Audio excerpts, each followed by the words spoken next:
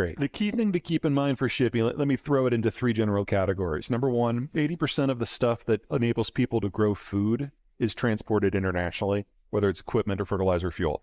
Only 20% of food is traded internationally, but 80% you need the inputs to grow it in the first place.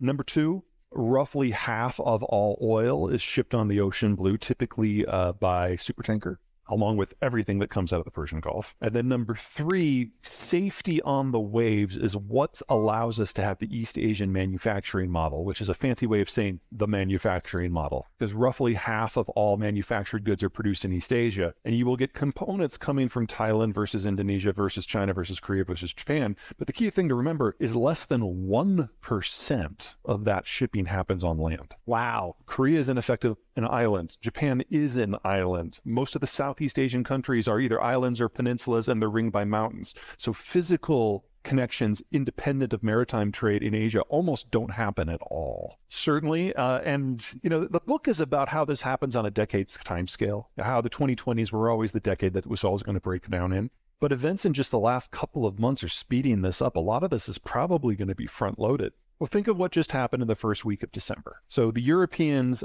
announced their plan for an oil export ban, and a lot of the details are being made up as they go on. It's a very European policy in that regard. But what it is encouraging is a split in the way we view oil from the Russian space versus the rest of the world, and the different types of crude coming out of the Russian space. So the stuff the Europeans are primarily concerned about is Urals crude that is exported west to the European space, and that can only be sold for $60 or less now, and that's affecting insurance and shipping rates and the type of vessels that go in. And we saw over the course of the last 2 years how disruptions in simply the type of vessel being available can generate supply chain snarls. So now we're doing this with energy, but there's also a crude grade that exports to the Pacific that doesn't touch the European space at all, that trades differently. We now, just in the Russian space, have two fundamentally different markets, not just for pricing, but for physical accessibility, for the ability to get ships and insurance to allow it to move. One of the reasons why the world has been so stable, air quotes stable, since 1945 is there's been one oil price.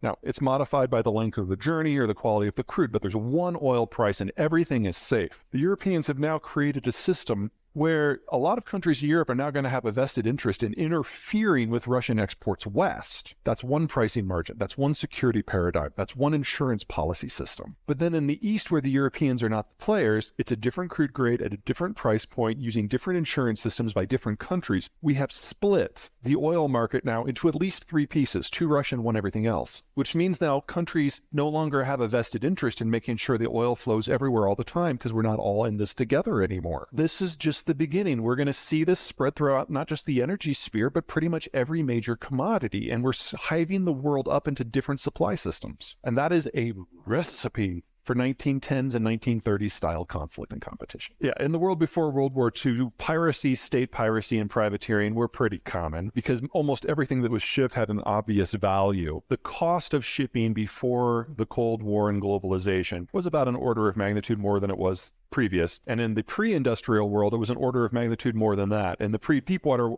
era, it was an order of magnitude more. So interfering with shipping has always been very popular because you know that the value of the product is going to be high. It's only in the post-World War II era that the cost of shipping has dropped so much that we put everything on the way. So that's intermediate manufacturing, that's low value added commodities, things that normally you would produce and consume locally. It used to be it was all pretty much luxury goods or something of very high value. Now it's a little bit of everything. We're kind of in this soft moment in history where everyone's holding their breath and wondering if the next time there's an incident, the US is going to intervene or not. And I would argue we are not. Part of this is political. The Biden administration is the most populist administration we have ever had, more so than Trump. Basically, it feels like on trade policy, the Biden administration is going through Trump's tweets and picking them out one at a time and expanding them into position papers and putting them into policy and running a really good grammar scrubber over it. And basically, we're basically getting the second Trump administration right now from a trade point of view. And then second, even if we wanted to intervene, this isn't the 60s or 70s. I mean, it used to be that there were no other naval powers. And so the United States with the destroyer-heavy Navy after World War II could patrol the global oceans because there wasn't a lot of competition and we had the right tools for the job. But since 19 1990, we've retooled our Navy, we've retired most of our smaller vessels, and we've concentrated naval power into our supercarrier battle groups. And if you want to knock off a country, that is the tool. But if you want to patrol the global oceans in an environment where other people have ships, you don't need the dozen supercarrier battle groups we have. You need like 800 destroyers. We only have 70. So even if we wanted to be the global policeman and patrol the waves, we no longer have the physical capacity to do it. Now, that sounds bad, and it is, but keep this in mind. The United States is the least maritime trade-dependent country in the world. Only 12% of our GDP is from trade. About half of that is NAFTA. We're not the ones who suffer if global trade breaks down. China is at the top of that list. Europe is a close second. China utterly lacks the naval capacity to project power more than about 1,000 miles from its coast, and it is completely dependent upon resource access and market access in countries that are half a world away. Now, the Chinese currently have 3 aircraft carriers floating. The first one used to be a casino. They will never claim that it is combat capable. They just bought it from Ukraine to refurbish it so they could learn how it works. Okay. Their second one is a clone of the one that used to be the casino. The one that used to be the casino used to be a Russian carrier. They called it the Kuzanov, by the way, and the Soviets thought it was a disaster. During Soviet times, with Soviet resources, it just kind of caught on fire from time to time. Okay. Anyway, so the Chinese do not claim that these two will ever be combat capable. Okay. They're training for their engineers more than anything else. And they do have a third one that they're going through sea trials right now. And it is a larger carrier that they actually designed themselves. But again, it's a prototype. They don't view it as anything other than a test bed. So they might get their first carrier in 2027. China technically is a larger country than the United States, but about 2/3 of its land is either too hot or too dry or too cold to be inhabitable. So 95% of the population lives on 1/3 of the land. Of that 95%, 70% lives in the North China Plain, which is an area that's not much bigger than the United States east of the Mississippi, maybe about 2/3 the size of that. Mm-hmm. So you're talking 1 billion people in one footprint. That footprint is flood prone, drought prone, and the river is actually, after 3,000 years of habitation, the river bed is above the surrounding land area, so it just flows down a dike. So if they get a heavy rain, the dike overflows and the river goes down into where people live. Yeah, so when you hear about flooding in northern China, just run.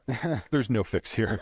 The land is relatively low productivity. In the south, you've got tropics and you've got mountains, so it's difficult to have integration. Hong Kong has always been a separatist area, even before it was called Hong Kong. And then you've got mountains and jungles separating it from Southeast Asia and India, but then you've got the great wide open of the Eurasian steppe connecting it to the Russian space. And off the coast, you don't have an ocean of moat. You've got all these secondary powers, Taiwan, Indonesia, the Philippines, Japan. And so China has never been able to penetrate out, but because they have a hard time unifying at home, others have often penetrated in. It's not the worst geography in the world. That's probably Afghanistan, but it's definitely in the bottom 10%. And it's only because the Americans unified the world into globalization that China exists as it does today, because we basically told all the countries that were preying on China to go home. Hell, we nuked Japan to underline that point. And so for the first time in Chinese history, the Han Chinese have been able to develop the way that they wanted to.